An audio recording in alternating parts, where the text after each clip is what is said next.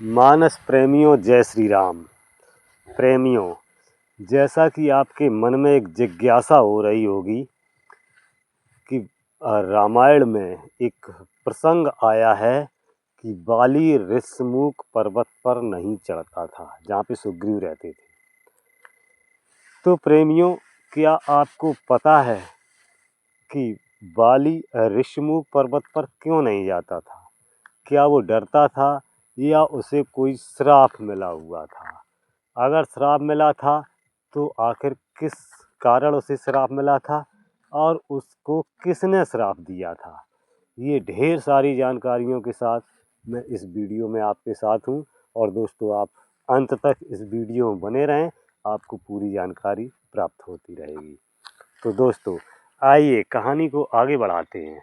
उससे पहले दोस्तों, मेरा करबद्ध निवेदन है कि अगर आपने अभी तक मेरे चैनल को सब्सक्राइब नहीं किया तो चैनल को सब्सक्राइब करें और वीडियो को अंत तक ज़रूर देखें और लास्ट में जय श्री राम अवश्य लिखें।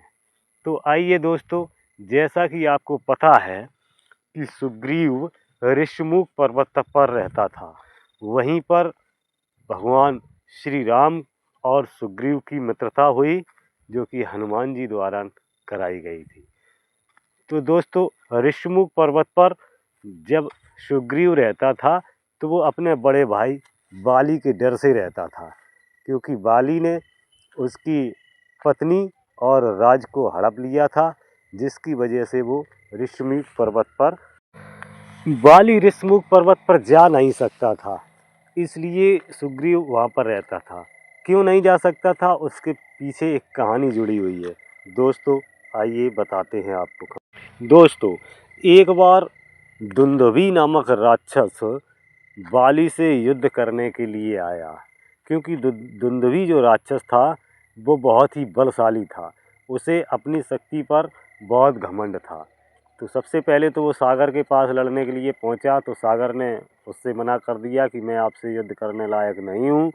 तो इसके बाद वो पर्वतराज हिमालय के पास पहुंचा लड़ने के लिए, तो हिमालय पर्वत को भी उसने परास्त कर दिया। इसके बाद उसे कोई अब लड़ाई करने के लिए नहीं मिला, तो वो बाली जो कि ये बहुत बलशाली था और उसे ये वरदान मिला हुआ था कि जो भी उसके सामने युद्ध के लिए आएगा उसकी आधी शक्ति उसके अंदर आ जाएगी। तो इसलिए दोस्तों, बाली ने उसका वध कर दिया। जब बाली ने उसका वध कर दिया तो बाली ने उस दुंदुभी नामक राक्षस को उठा करके फेंक दिया, जो कि 1 योजन दूर जा कर के गिरा। और जब वो हवा में जा रहा था तो उसके मुंह से कुछ खून की बूंदें निकली, और वो बूंदें जो मतंग ऋषि थे, जो कि ऋषिमुख पर्वत पर उनका आश्रम बना हुआ था, उस आश्रम में समाधि लगाए बैठे हुए थे कि उस दुंदुभी नामक राक्षस की बूंदें उनके आश्रम में जाके गिरी। जब उनके आश्रम में वो बूंदें गिरी तो वो बहुत आश्चर्यचकित हुए और क्रोधित हो गए।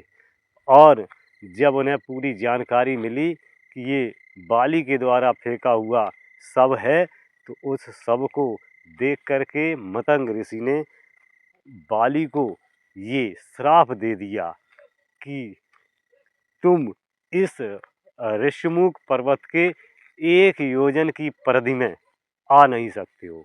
1 योजन की परिधि में, यानी ऋषमुख पर्वत के चारों तरफ 1 योजन की परिधि में बाली जा नहीं सकता था, क्योंकि ये मतंग ऋषि ने श्राप दिया था कि अगर 1 योजन की परिधि में तुमने कदम भी रख दिया तो तुम जल के खाक हो जाएगा।